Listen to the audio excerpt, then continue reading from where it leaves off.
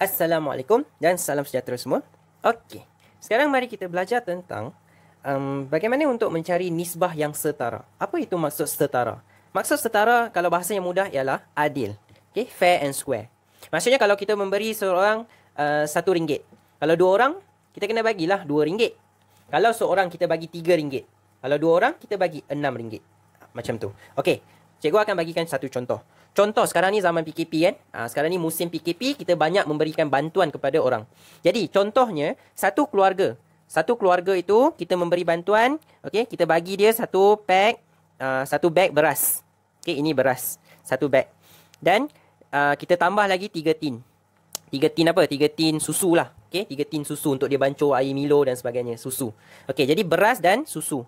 Okey, kepada satu keluarga. Jadi, nisbah dia ialah satu keluarga akan mendapat satu beras kepada 3 susu. Itu nisbah dia. Beras kepada susu. Nisbah dia adalah 1 kepada 3. Okey, jadi kalau satu keluarga dapat satu beras dan 3 susu. Kalau ada 3 keluarga, okey, ada 3 keluarga. Ini ada satu keluarga. Jadi kalau ada 3 keluarga, berapa beras yang kita kena bagi dan berapa susu yang kita kena bagi.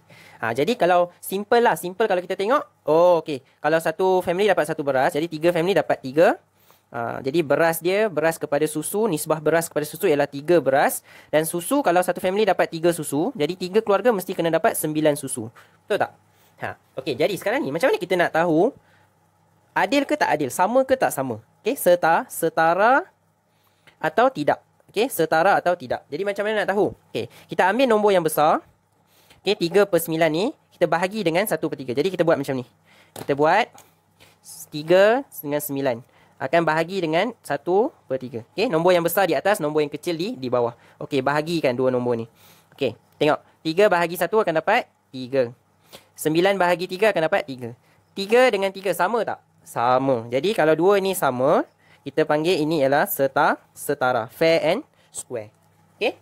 Alright. Sekarang ni bayangkan. Kalau satu keluarga dapat satu beras dan 3 susu. 3 keluarga tiba-tiba dapat 4 beras. Okay, contohnya kita tukar 4 beras. Jadi nisbah dia, kita ambil 4/9. Bahagi dengan 1/3. Ingat yang besar di atas, yang kecil di bawah. Okay, bahagi tengok. 4 bahagi 1 dapat 4. 9 bahagi 3 dapat 3. Sama tak dua-dua ni? Tak sah. Dia tak sama. Okay, jadi kalau setara, kita tulis macam ni. Sama dengan kita maksud dia setara. Kalau macam ni sama dengan tiba-tiba ada slash, maksud dia tidak setara. Okey, boleh. Alright. Jadi yang ni 4/3 ni tidak setara. Beras tu lebih banyak daripada susu. Sepatutnya sama banyak. Okey, jadi setara ni maksud dia sama banyak macam tu. Okey, mari kita tengok beberapa contoh untuk kita lebih memahami. Macam mana untuk kita buat? Okey, contoh 1, tentukan pecahan berikut ialah setara atau tidak. Jadi sama banyak atau tidak. 3 nisbah 2 sama banyak atau tidak dengan 9 nisbah kepada 6. Jadi apa kita kena buat? Ambil nombor yang besar dulu. Letak di atas. Okey, kemudian bahagi dengan 3 nisbah 2. Okey, bahagikan. Right? 9 bahagi 3 dapat 3. 6 bahagi 2 dapat 3. Sama tak? Sama. Jadi, dua-dua ni adalah setara. Jadi, kita bolehlah tulis macam ni. 3 nisbah 2, dia setara dengan 9 kepada 6. Okay? Right, seterusnya. Kalau ada 3, nisbah 3 ni, 3 kuantiti. Jadi, sama je. Ambil yang besar dulu. Ambil yang besar, tulis di atas. 18 kepada 24 kepada 54. Nisbah kepada 3, 4, 9. Okay, bahagikan dua nombor ni. Okay, 18 bahagi 3 dapat berapa? 6. 24 bahagi 4, 6. 54 bahagi 9, 6. Setara tak? Setara. Semua sama banyak. Jadi semua ini ialah setara. Jadi kita bolehlah tulis sama dengan. Okey, seterusnya. 27 dengan 45. Okey, jadi 27 lebih besar. Jadi kita tulis di atas 27 kepada 45. Bahagi dengan 9 kepada 15. Okey, bahagi tengok guna kalkulator. Right? Jangan tak guna kalkulator. Bila tak guna kalkulator, mesti akan confuse. Okey, jadi.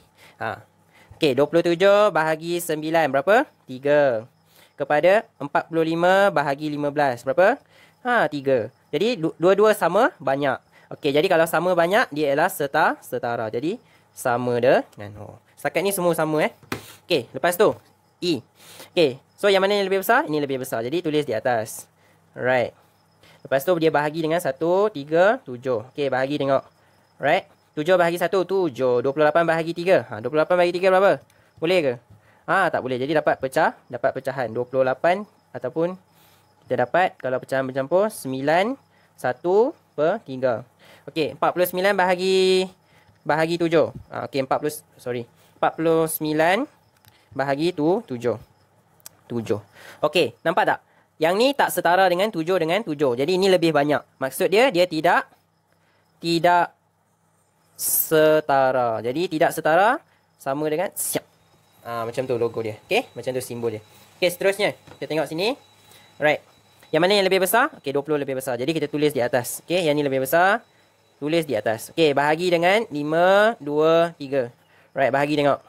So 5 bahagi 5 1, 22 bahagi 2 10, 30 bahagi 3 10. Jadi setara tak? Tak setara. Jadi simbol dia macam ni. Right? Okey, akhir sekali ada pecahan, sama je. Okey, kita tulis yang lebih besar di atas. 27 45. Okey, dia bahagi dengan 1 per 2 kepada 5 per 6. Okey. Jadi macam mana nak buat? 27 bahagi 1 per 2. Boleh bahagi tak dengan pecahan? Tak boleh. Jadi, kena tukar tempat. Jadi, kalau tukar tempat, 27 darab dengan 2 per 1. Okey, 2 per 1 ni sama dengan 2 lah. So, 27 darab 2 sama dengan berapa? 54. Okey, seterusnya, 45. 45 bahagi dengan 56. Boleh bahagi? Tak boleh bahagi. Jadi, kena darab 45 darab 6 per 5. Tukar. Okey, terbalikkan.